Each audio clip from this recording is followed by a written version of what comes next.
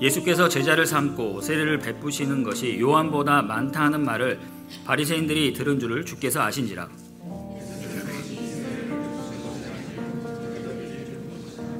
유대를 떠나사 다시 갈릴리로 가실새 사마리아에 있는 수가라 하는 동네에 이르시니 야곱이 그 아들 요셉에게 준 땅이 가깝고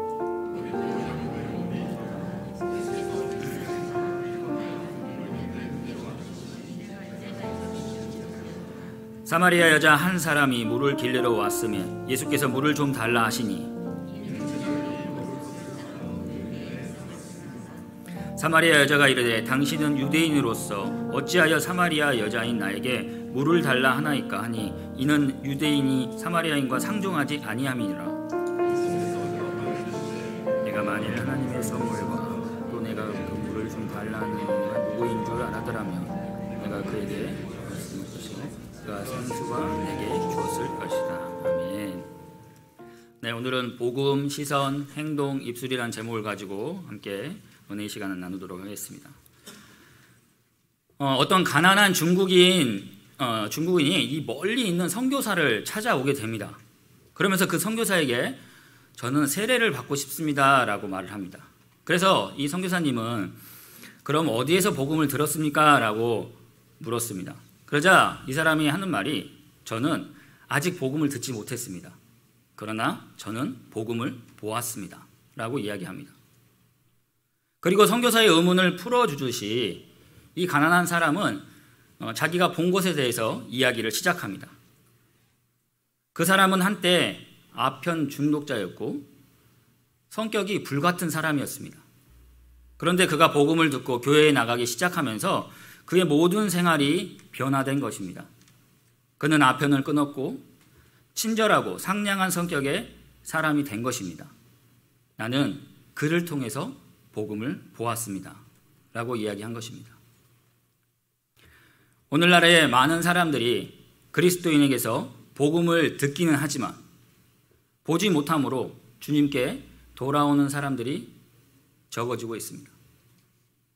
우리는 우리 자신에게 대하여 복음을 말하는 자인가 아니면 복음을 보여주는 자인가를 다시 한번 점검해야 합니다. 오늘 본문에서 예수님은 진정한 복음을 전하는 모습을 보여주고 계십니다. 요한복음에 기록된 예수님의 이 사역은 유대에서 갈릴리로 오고 가면서 이루어집니다. 요한복음 4장은 유대 예루살렘에 계시던 예수님께서 다시 갈릴리로 돌아가는 여정 가운데 발생된 사건들을 다루고 있습니다. 유대에서 갈릴리로 돌아가는 길에 위치한 이 사마리아에서 한 여인과 만나서 이루어진 사건이 오늘 본문의 내용이고 이 4장 전체의 핵심 내용이기도 합니다. 3장에서는 유대 고위층 지식인 니고데모에 대해서 이야기를 합니다. 그는 당시 최고의 엘리트였고 사내들인의 한 명이었습니다. 또한 그는 랍비였고 바리새인의 부자였습니다. 반면 오늘 본문에는 그와 대조적인 위치를 가지고 있는 사마리아인의 소외된 계층의 한 여인에 대해서 이야기를 하고 있습니다. 이 사마리아 여인은 6번이나 결혼을 했고 유대인이 상종도 하기 싫어하는 그러한 사람이었습니다. 원래는 여러 가지 이유 때문에 이루어지기 힘든 만남이었습니다. 첫 번째 이유는 이 낯선 남녀의 만남이라는 이 문화적 장벽 때문에 만나기 힘든 상황이었고요. 두 번째는 사마리아인과 이 유대인은 상호 간에 서로 반목하면서 교류를 하지 않았습니다. 그리고 마지막으로 당시 유대인들은 이 유대에서 갈릴리로 갈 때 사마리아를 거치지 않고 멀리 돌아갔습니다. 이러한 이유에도 불구하고 이 예수님이 사마리아 여인과 만남이 하나님의 뜻과 예수님의 순종으로 이루어졌다는 사실을 3장을 통해서 우리는 알 수 있습니다. 3장에서 유대인들은 불필요하게 이 예수님과 세례 요한의 경쟁을 부추기는 모습을 볼 수 있습니다. 그러면서 오늘 본문인 4장 1절에서 예수님께서 제자를 삼고 세례를 주는 것이 요한보다는 많다는 말을 이 바리새인들이 듣게 됩니다. 그런데 2절을 보면 세례는 예수님께서 주신 것이 아니라 그의 제자들이 준 것이다라고 말하고 있습니다. 이렇게 제자들이 한 일이 마치 예수님께서 한 일처럼 소문이 난 것은 제자들이 자신의 이름으로가 아닌 예수님의 이름으로 세례를 베풀었기 때문입니다. 이 소식을 들은 바리새인들은 예수님께서 세례 요한보다 세례를 더 많이 준다는 말을 듣고 그들의 관심이 요한에서 예수님께로 옮겨가게 된 것입니다. 바리새인들은 조사단을 파견해 예수님이 정말 세례를 베풀고 있는지, 사람들이 이야기하는 것이 정말 사실인지를 확인하기를 원했습니다. 그런데 이런 바리새인들의 마음을 아시고 예수님께서는 아직 자신을 드러내실 때가 아니었고, 그리고 그들과 쓸데없는 논쟁을 피하시고자 갈릴리로 향했던 것입니다.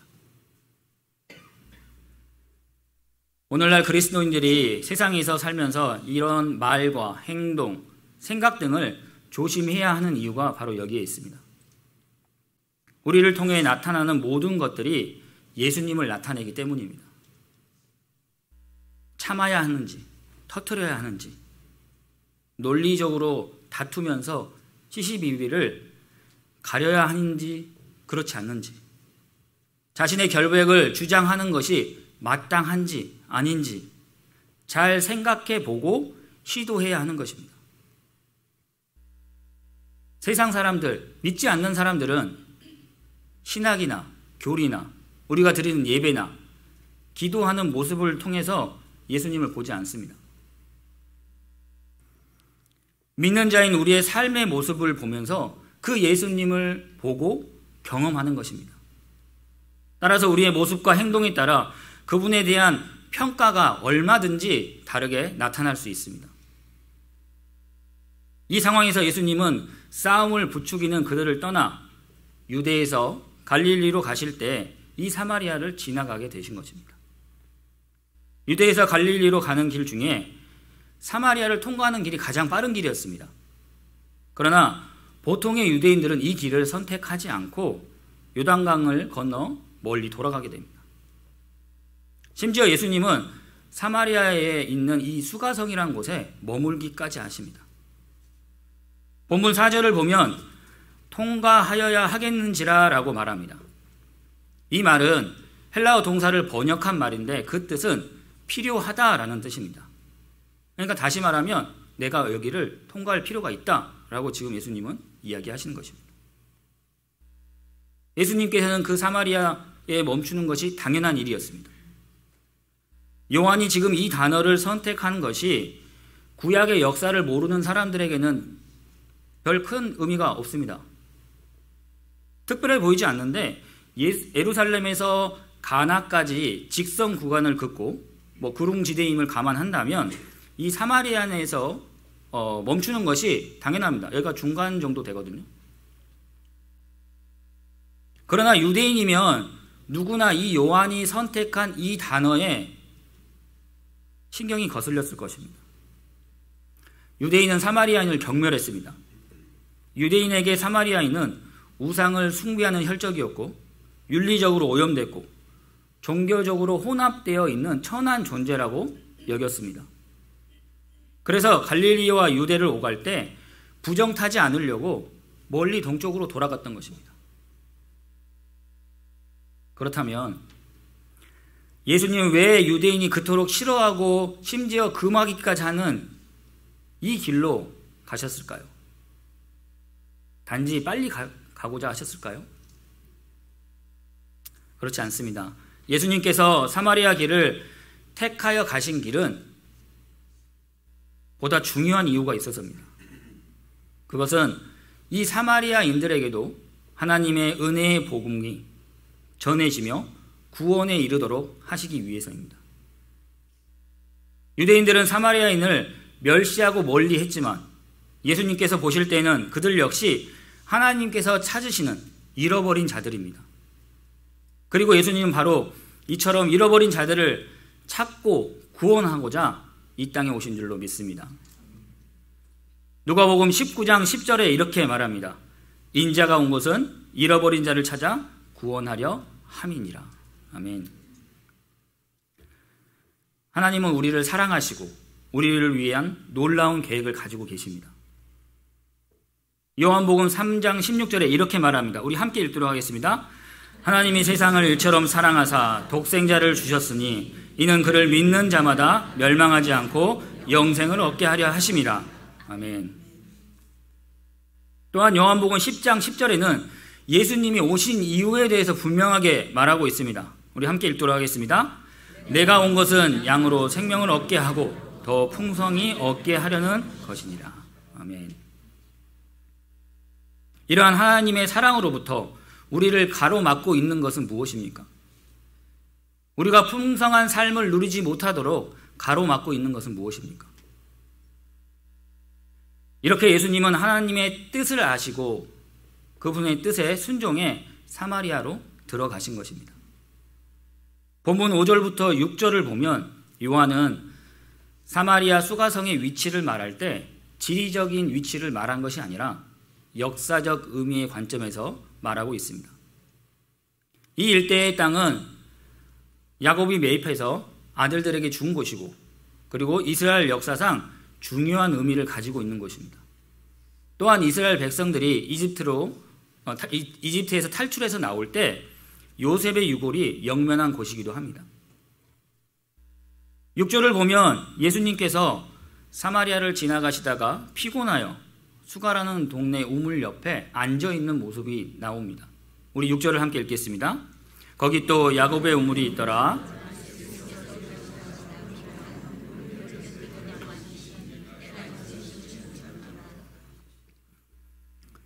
이것은 예수님의 인성, 곧 그분이 우리와 똑같은 완전한 사람이라는 것을 구체적으로 보여주는 동시에 그분이 우리가 가지고 있는 인간적인 연약함을 경험하신 사실을 강조하고 있습니다. 예수님께서 인간으로 오시지 않았다면 결코 알 수 없는 부분들이 바로 이러한 부분들입니다. 어떤 일을 직접 경험하지 않고 그 사실을 제대로 이해한다는 것은 불가능한 일입니다. 배고픈 경험이 없는 사람, 눈물 젖은 빵을 먹어보지 않는 사람, 돈이 없어서 굶어야 하는 상황을 경험하지 않는 사람은 어떻게 그 상황에 처해 있는 사람의 심정과 마음을 헤아릴 수 있겠습니까? 목마른 사람이 진정한 물에 대한 이 가치와 소중함을 알듯이 이러한 지식은 경험을 통해서만이 알 수 있습니다. 예수님께서 우리를 완전히 이해하시는 것은 우리를 지으셨을 뿐만 아니라 우리의 아픔과 고통을 친히 경험하셨기 때문입니다. 히브리서 4장 15절에 이렇게 말합니다. 우리 함께 읽겠습니다. 우리에게 있는 대제사장은 우리의 연약함을 동정하지 못하실 리가 아니요 모든 일에 우리와 똑같이 시험을 받으신 이로되 죄는 없으시니라. 아멘. 그러므로 그분은 우리의 모든 아픔과 고통을 아십니다. 그렇기 때문에 그분만이 우리를 확실하게 위로해 주실 수 있는 분이십니다. 때때로 우리가 원치 않는 기쁨, 아픔과 고통에 처하는 경우들이 있습니다. 도무지 해결책이 보이지 않을 때가 있습니다. 이러한 것들이 무엇 때문에 이러한 문제가 생길까요? 인간은 죄에 빠져 하나님과 분리되었습니다. 그 결과로 우리의 삶을 향한 하나님의 그 놀라운 계획을 우리는 알 수 없습니다. 로마서 3장 23절에 이렇게 말합니다. 우리 함께 읽겠습니다. 모든 사람이 죄를 범하였음에 하나님의 영광에 이르지 못하더니. 아멘.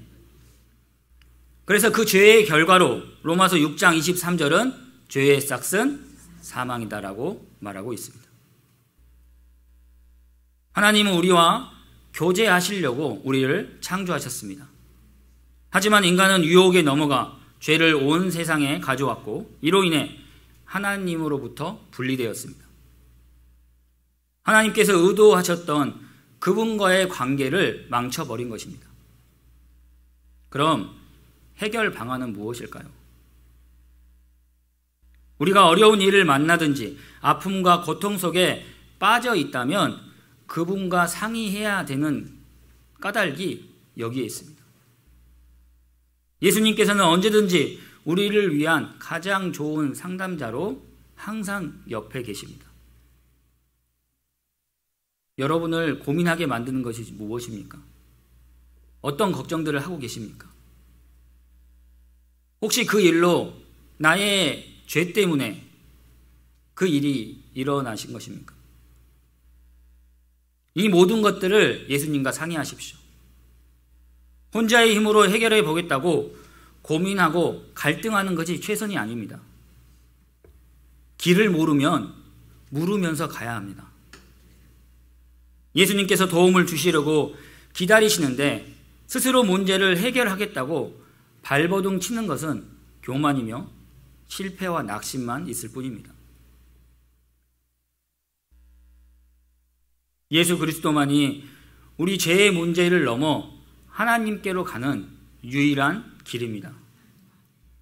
예수님은 문제를 넘어 더 완전한 것을 주시는 분인 줄 믿습니다. 우리는 예수 그리스도를 통해서만이 이 죄의 사함을 받고 하나님과의 올바른 관계를 회복할 수 있습니다. 로마서 5장 8절은 이렇게 말합니다. 우리 함께 읽겠습니다. 우리가 아직 죄인 되었을 때 그리스도께서 우리를 위하여 죽으심으로 하나님께서 우리에 대한 자기의 사랑을 확증하셨노라. 고린도전서 15장 3절부터 4절은 우리가 구원받기 위해 무엇을 알고 믿어야 하는지에 대해서 명확하게 이야기합니다. 우리 함께 읽겠습니다. 이는 성경대로 그리스도께서 우리 죄를 위하여 죽으시고 장사 지낸 바 되셨다가 성경대로 사흘 만에 다시 살아나사. 아멘. 예수님은 친히 자신만이 유일한 구원의 길이라고 말씀하셨습니다. 요한복음 14장 6절에 이렇게 얘기합니다. 내가 곧 길이요 진리요 생명이니 나로 말미암지 않고는 아버지께로 올 자가 없느니라. 아멘. 어떻게 하면 우리가 이 놀라운 구원의 선물을 받을 수 있을까요? 이제 예수님은 우물이라는 장소에서 사마리아의 여인을 만나게 됩니다. 그런데 이 여인은 햇볕이 따가운 정오에 지금 물을 길러 우물에 찾아온 것입니다. 일반적으로 물을 기는 여인들은 선선할 때 그룹을 지어서 그 우물에 오게 됩니다. 그런데 이 사마리아 여인은 가장 더운 시간에, 그것도 혼자 우물에 온 것입니다. 혼자 아무도 오지 않는 시간에 이렇게 물을 길르러 온 것을 보면 다른 사람들을 피했던 것 같습니다. 사람들과 마주치지 않기를 바랬던 것 같습니다.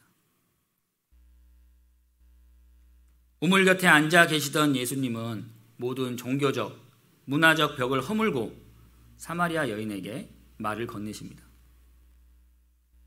이렇게 본문 7절부터 사마리아 여인과 예수님의 대화가 시작되는 것을 볼 수 있습니다. 우리는 예수님께서 물을 달라고 하는 이 여인에 대한 이름을 알 수 없습니다. 그녀가 마을에 있는 이 가까운 우물을 놔두고 왜 이렇게 멀리 있는 우물까지 굳이 와서 물을 길러야 되는지 그 이유도 알 수 없습니다. 그리고 예수님께서도 이 여인과 만난 적이 단 한 번도 없으십니다.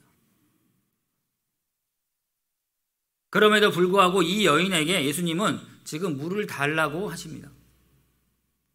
그런데 이 대화는 처음부터 어긋나기 시작합니다. 물을 좀 달라고 하는 이 예수님에게 사마리아 여인은 이렇게 답합니다. 우리 구절을 현대인 성경 버전으로 함께 읽겠습니다. 그 여자가 예수님께 당신은 유대인인데 어떻게 사마리아 여자인 나에게 물을 달라고 하십니까? 하였다. 이것은 유대인들과 사마리아인들이 서로 교제하지 않기 때문이었다. 여인은 어떻게 유대인 남자가 자신에게 말을 걸 수 있는지 오히려 지금 반문하고 있습니다. 이 사마리아 여인을 향한 예수님의 요청은 어려운 것이 아니었습니다. 그녀가 예수님처럼 민족적인 편견을 가지고 있지 않았다라면 아마 쉽게 들어줄 수 있는 부탁이었습니다.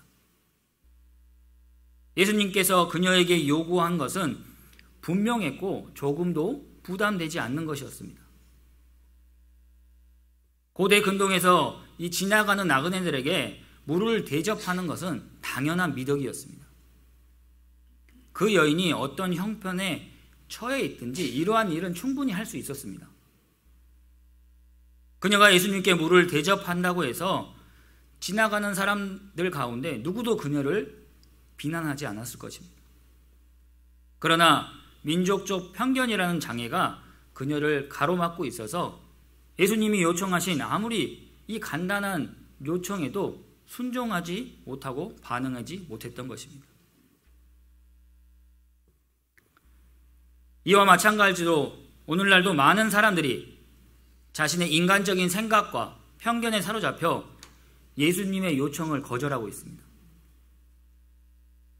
예수님이 요청한 것은 전혀 어려운 일이 아님에도 불구하고 사람들은 거부하고 짜증내고 비난을 합니다. 예수님께서 우리에게 요청하시는 것은 매우 분명하고 확신합니다. 우리는 예수 그리스도를 구세주로 영접해야 합니다. 그럴 때 우리는 구원을 선물로 받을 뿐만 아니라 우리 각 사람을 향한 하나님의 놀라운 사랑을 깨닫게 됩니다. 요한복음 1장 12절은 이렇게 말합니다. 함께 읽겠습니다. 영접하는 자, 곧 그 이름을 믿는 자들에게는 하나님의 자녀가 되는 권세를 주셨으니 아멘. 그러면서 사도행전 16장 1절에는 매우 분명하게 이야기하고 있습니다. 주 예수를 믿으라. 그리하면 너와 내 집이 구원을 받으리라. 아멘. 우리는 오직 은혜, 오직 믿음으로, 오직 예수님을 통해서만이 구원을 받을 수 있습니다. 우리는 이 사실을 믿습니다. 주님께서는 우리에게 원하시는 것은 어떠한 대단한 일이 아니라 바로 믿음과 순종인 것입니다. 사울 왕이 하나님께 불순종하게 된 원인이 무엇이라고 생각하십니까? 그가 부족해서 불순종한 것입니까? 아닙니다. 하나님께서는 사울 왕이 충분히 할 수 있고 또 해야 할 일을 명령하셨을 뿐입니다. 예수님께서 베드로에게 요청하신 것도 간단한 일이었습니다. 깊은 곳에 가서 그물을 내려 고기를 잡으라. 만약 그가 편견에 사로잡혀 있었다면 그물이 찢어질 만큼의 고기를 잡지 못했을 것입니다. 성도 여러분, 우리가 주님의 요청이나 말씀 앞에 순종으로 반응할 때 우리에게 은혜와 주님의 일하심을 경험할 줄 믿습니다. 우리의 생각이, 우리의 경험이 앞서는 것이 아니라 주님의 말씀에 믿음으로 반응하며 순종하는 모든 성도님들 되시기를 소망합니다. 이때 예수님은 여인이 알아듣기 힘든 말을 하십니다. 우리 10절을 함께 읽도록 하겠습니다. 예수께서 대답하여 이르시되 내가 만일 하나님의 선물과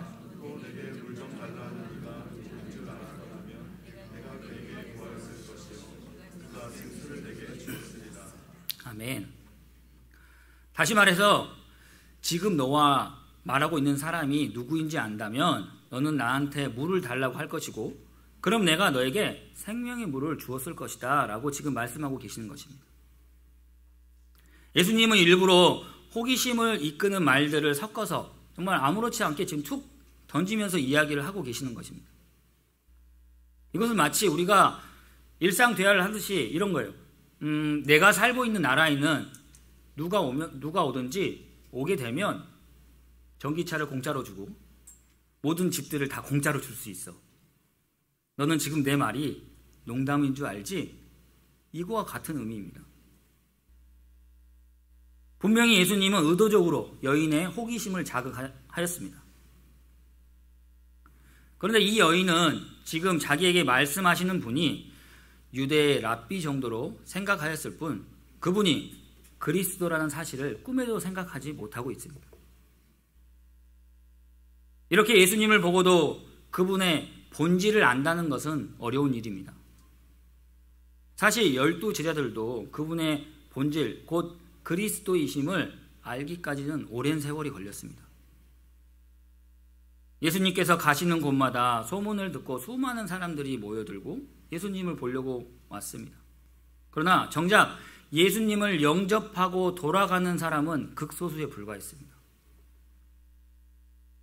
그들이 만난 것은 메시아가 아니라 이런 놀라운 일을 행하시는 예수라는 한 인간만을 본 것입니다. 그러나 오직 예수 그리스도께서 참 구원이시며 그분을 통해서만이 우리의 죄사함과 영생을 은혜의 선물로 누릴 수 있음을 기억하시기 바랍니다. 우리가 주님을 영접하면서 구원의 기쁨을 누릴 때 그분께 감사의 기도를 하셨던 기억들이 대부분 다 있으실 것입니다. 이 시간 다시 한번 그때를 생각하시면서 우리를 죄에서 구원해 주신 것과 하나님의 자녀로 살게 하심에 감사하며 우리의 믿음의 고백을 고백하는 시간을 가져보시기를 권합니다. 만약 이러한 고백을 한 번도 해보시지 않는 분이 계시다면 믿음으로 함께 고백하기를 원합니다. 기도는 구원을 베푸신 하나님께 믿음과 감사를 표현하는 것입니다.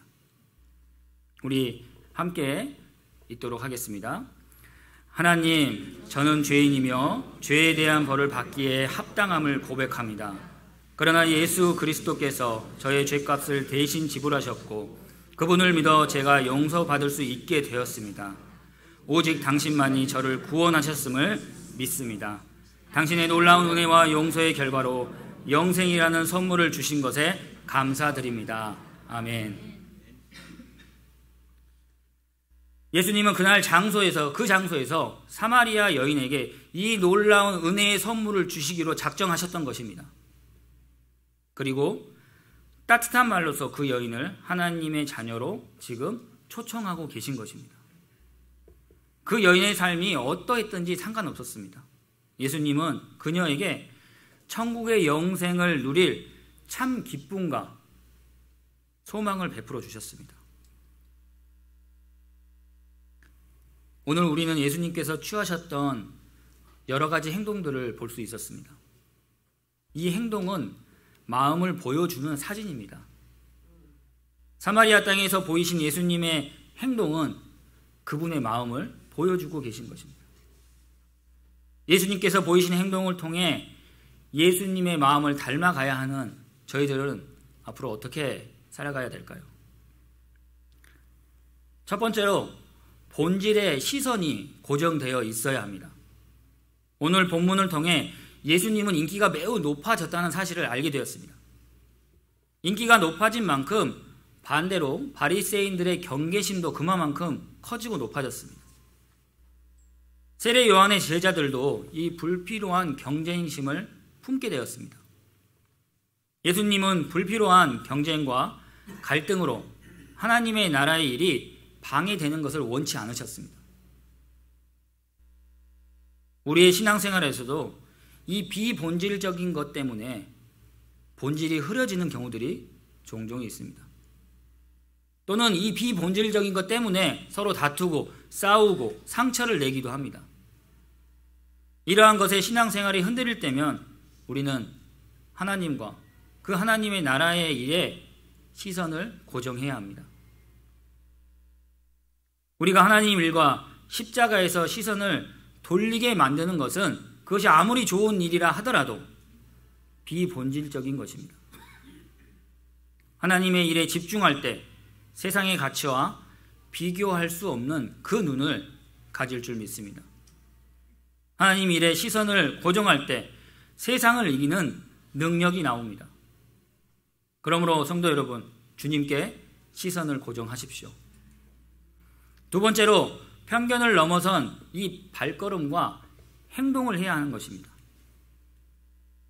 하나님 일에 집중하신 이 예수님께서는 유대인들이 꺼리는 사마리아 땅으로 발걸음을 지금 옮기셨습니다. 거기에서 사람들의 시선을 피해 대낮에 물을 길러 오는 그 여인을 만나게 됩니다. 하나님의 아들로서 이 땅에 오셨던 것처럼 예수님은 편견을 넘어서 사마리아 땅의 한 여인을 향해 낮은 곳으로 발걸음을 옮기신 것입니다. 그곳에도 복음이 필요했기 때문입니다. 우리의 발걸음은 복음이 필요한 곳으로 발걸음이 향해야 합니다. 십자가의 복음에는 장벽과 경계가 없습니다. 또 복음의 물줄기가 우리의 편견에 갇힐 수도 없습니다. 예수님의 발걸음에 맞춰 우리의 복음도 함께 흐르고 복음이 필요한 곳이면 어디든지 그곳으로 가야 합니다. 주님 한 분만을 바라보고 복음의 길을 걸으며 행동하시는 한사람교회 모든 성도님들 되시기를 소망합니다. 마지막으로 생명을 전하는 그 입술을 가지고 있어야 합니다. 예수님은 당시 습관을 깨시고 사마리아 여인에게 물을 부탁하시지만 그 여인은 쌀쌀한 반응을 보입니다. 그러한 여인을 예수님은 따뜻한 마음으로 대하십니다. 바로 하나님의 선물인 구원의 생명수를 줄 수 있는 분으로 자신을 소개하신 것입니다.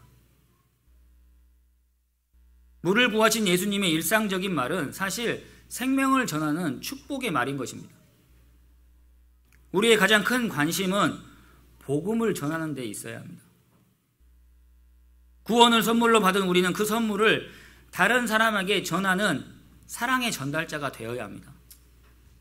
내 가정, 직장, 학교, 사업장에서 어떻게 복음을 전할 수 있는지 늘 고민을 해야 한다는 것입니다.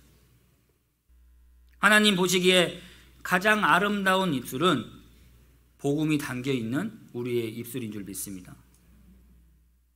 복음을 담은 입술은 한 영혼을 영원한 죽음에서 생명의 자리로 옮길 수 있습니다. 말씀을 정리하겠습니다. 성도 여러분, 사람들의 마음을 움직이시는 분은 오직 하나님이신 줄 믿습니다. 우리가 예수 그리스도를 선포하면 하나님이 임하셔서 인간의 마음을 사로잡고 있는 그 우상들을 소탕하실 것입니다. 그러나 우리가 담대함을 버리고 복음을 순화하거나 약화시키면 그들은 가벼운 회개로 겉모습만 그리스도인 사람을 생산하게 되는 것입니다. 구원은 패스트푸드가 아닙니다.